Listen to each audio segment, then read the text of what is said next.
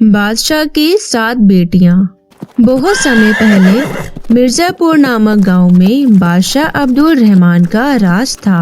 अब्दुल रहमान की 7 बेटियां थी, मगर कोई बेटा नहीं था।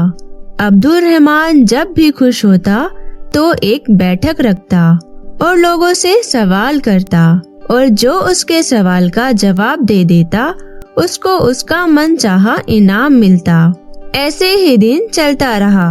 फिर एक दिन अब्दुल रहमान बहुत खुश होता है और अपने 7 बेटियों को बुलाकर पूछता है, आज हम बहुत खुश हैं, इसलिए हम आज तुम लोगों से एक सवाल पूछेंगे। अगर तुम लोग मुझे अपने जवाबों से खुश कर दोगे तो तुम्हें तुम्हारा मनचाहा इनाम मिलेगा। अब तुम सब एक साथ एक कतार में खड़ी हो जाओ और एक एक करके बताओ किसका दिया खाती हो और किसका दिया पहनती हो। बादशाह का ये सवाल सुनकर 7 में से 6 बेटियों ने कहा, अब्बा हुजूर, हम आपका दिया खाते हैं, आपका दिया पहनते हैं और आप ही की वजह से हमारी ये शानो शौकत है। अपनी 6 बेटियों की ये बात सुनकर बादशाह बहुत खुश हुआ। जब सबसे छोटी बेटी कियारा की बारी आई तो उसने कहा, अब्बा हुजूर, मैं अल्लाह का दिया खाती हूँ और अपनी किस्मत का पहनती हूँ, क्योंकि ये मेरा नसीब है। बादशाह अपनी सबसे छोटी बेटी कियारा की ये बात सुनते ही आग बबूला हो गया और कहने लगा, एक कमबख्त, तूने मेरी बेइज्जती की है, तुझे इसकी सजा जरूर मिलेगी। जो हुक्म अब्बा हुजूर। फिर बादशाह ने सिपाहियों को हुक्म दिया, जाओ इस कमबख्त को जंगल में छोड़ आओ, फिर मैं भी देखता हूँ यह मेरे बगैर कैसे अल्लाह का दिया खाती है और अपने नसीब का पहनती है। फिर शहजादी कियारा से उसके तमाम जेवरात और वस्त्र वापस ले लिए गए और असाधारण कपड़ों में बगैर किसी जरूरत का सामान के बादशाह के हुक्म के मुताबिक जंगल में तन्हा छोड़ दिया गया। लेकिन शहजादी कियारा बहुत ही नेक दिल और अल्लाह पर उसे भरोसा था। सब सिपाही उसे जंगल में अकेला छोड़कर वापस चले गए। शहजादी अकेले जंगल के चारों तरफ देखने लगी। उसे दूर दूर तक कोई नहीं दिखाई दिया। शाम होने वाली थी। फिर शहजादी ने सोचा, यहाँ तो दूर दूर तक कोई नहीं है, क्यों ना मैं कुछ लकड़ियाँ जमा कर लूं, जिससे जंगली जानवर पास नहीं आएंगे और रात भी गुजर जाएगी। ये सोचकर शहजादी कियारा जंगल में लकड़ियाँ ढूंढने चल पड़ी। तभी उसकी नजर एक झोपड़ी पर पड़ी, जहाँ एक बकरी बंधी हुई थी और झोपड़ी के अंदर से खांसने की आवाजें आ रही थी। पहले तो शहजादी कियारा बहुत हैरान हुई। अरे भला इतने घने जंगल में ये झोपड़ी कैसी?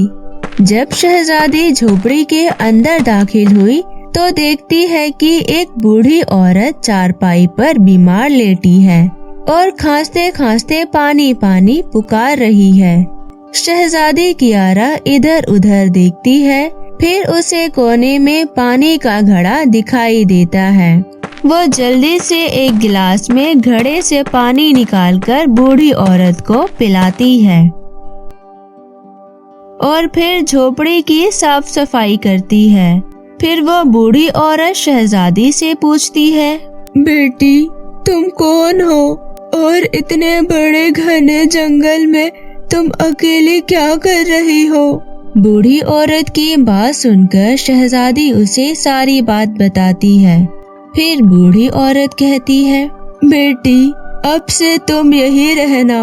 मैं यही पास के शहर में मजदूरी करके अपना गुजारा करती हूँ। मैं सुबह शहर चली जाऊंगी और 7 दिन के बाद वापस आऊंगी। तुम यही रहना। मेरी ये छोटी सी झोपड़ी में खाने का सामान है और पास ही में नदी है, वहाँ से तुम पीने के लिए पानी ले आना। ठीक है अम्मा। अगली सुबह वो बूढ़ी औरत शहर चली जाती है और शहजादी कियारा यहाँ अकेली झोपड़ी में साफ सफाई करके बकरी का दूध निकालती है।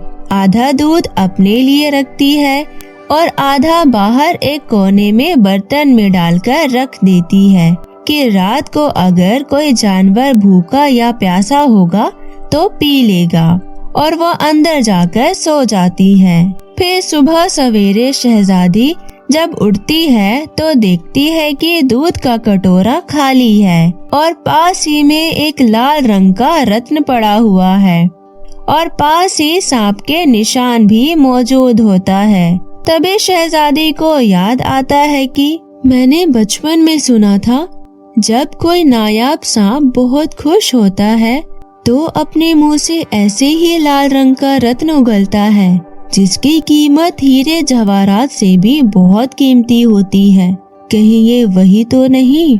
शहजादी कियारा बहुत हैरान होती है और सोचती है, लगता है सांप बहुत भूखा होगा, इसलिए वो दूध पीकर खुशी में ये रत्न छोड़ गया। ये सोचकर शहजादी कियारा वो लाल रंग का रत्न उठाकर अपने पास रख लेती है और फिर अगली रात भी शहजादी बकरी का दूध निकालकर आधा अपने लिए रखती है और आधा एक कटोरी में बाहर रखती है। फिर अगले सुबह देखती है तो फिर से एक लाल रंग का रत्न पड़ा हुआ दिखाई देता है। ये देखकर शहजादी बहुत खुश होती है। फिर ऐसे ही करते करते 7 दिन गुजर जाता है और शहजादी के पास 7 रत्न जमा हो जाता है। और फिर उसी दिन वो बूढ़ी औरत भी शहर से वापस आ जाती है। फिर शहजादी कियारा उस बूढ़ी औरत को सारी बात बताती है और कीमती रत्न भी दिखाती है। फिर शहजादी उस बूढ़ी औरत को 3 लाल रत्न देती है और कहती है, अम्मा, ये 3 रत्न अपने पास रखिए और इसे शहर जाकर बेच आइए और आते वक्त अपने साथ महल बनाने वाले कुछ मजदूरों को भी लेते आना। बूढ़ी अम्मा ये सुनकर 3 रत्न लेकर शहर की ओर रवाना हो जाती है।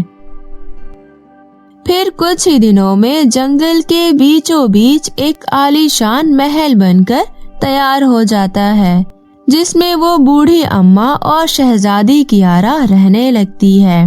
वो महल बहुत ही खूबसूरत और आलीशान होता है।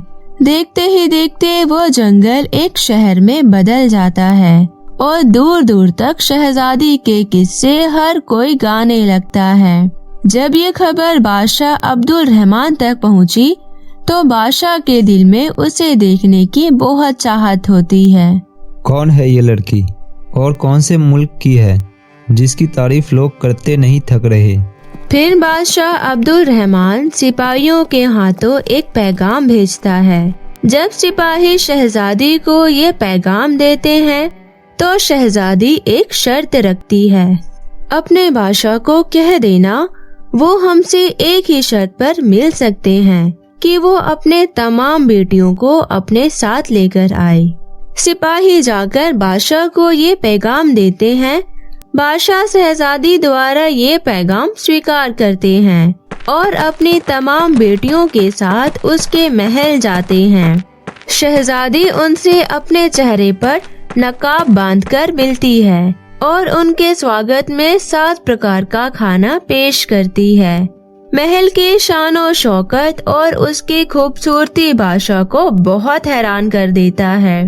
फिर बादशाह शहजादी से कहता है, वाह, कमाल है, तुम मेरी बेटी जैसी ही हो, इसलिए मैंने तुम्हारा शर्त स्वीकार किया और अपनी 6 बेटियों को साथ लेकर आया। फिर हमसे यह पर्दा क्यों? बादशाह की बात सुनकर शहजादी कियारा कहती है, ठीक है, मैं फिर तैयार होकर आती हूँ। ये सुनकर शहजादी की 6 बेटियाँ आपस में बातें करने लगती है कि अरे इतनी तो तैयार है, तो फिर अब और कितनी तैयार होगी। तभी थोड़ी देर में सब देखते हैं कि एक साधारण कपड़ों में कोई आ रहा है और गौर करने पर बादशाह को याद आता है, अरे यह तो मेरी 7वीं बेटी आ रही है, यह अब तक जिंदा है। मुझे तो लगा इसे जंगली जानवर खा गए होंगे। अपने 7वीं बेटी को देखकर बादशाह खुशी से झूम उठता है और कहता है, अरे अरे, जल्दी से उस शहजादी को बुलाओ, मेरी बेटी जिंदा है। बेटी, मैं अभी तुम्हें उस शहजादी से आजाद कराकर अपने साथ अपने महल ले चलूंगा। बेशक वह शहजादी तुम्हारे कीमत में मेरी सारी दौलत ही क्यों ना मांग ले, मैं उसे दे दूंगा, पर तुम्हें मैं अब अपने साथ लेकर चलूंगा। ये सुनते ही शहजादी कियारा कहती है, नहीं अब्बा हुजूर, मैं ही वो शहजादी हूँ। और आपको याद है, मैं कहती थी ना, मैं अल्लाह का दिया खाती हूँ और अपने नसीब का पहनती हूँ। बस उसी अल्लाह ने मुझे कहां से कहां पहुंचा दिया। आज मैं आपसे भी ज्यादा अमीर हूँ। फिर शहजादी अपने अब्बा हुजूर को सारी बात बताती है कि वो कैसे यहाँ तक पहुँची। ये सब सुनते ही बादशाह अब्दुल रहमान की आंखें भर आती है और वो शर्म से शर्मिंदा अपनी नजरें झुकाए खड़े रहते हैं। तो दोस्तों, कैसी लगी आपको हमारी ये कहानी? हमें कमेंट करके जरूर बताएं और अपने दोस्तों के साथ भी शेयर करें। और यदि आप मेरे चैनल मिनी एंजल टीवी पर नए आए हैं तो प्लीज मेरे चैनल को सब्सक्राइब कर ले और साथ में बेल आइकन को दबाना बिल्कुल ना भूलें। तो मिलते हैं फिर किसी नई कहानी के साथ, तब तक के लिए बाय बाय।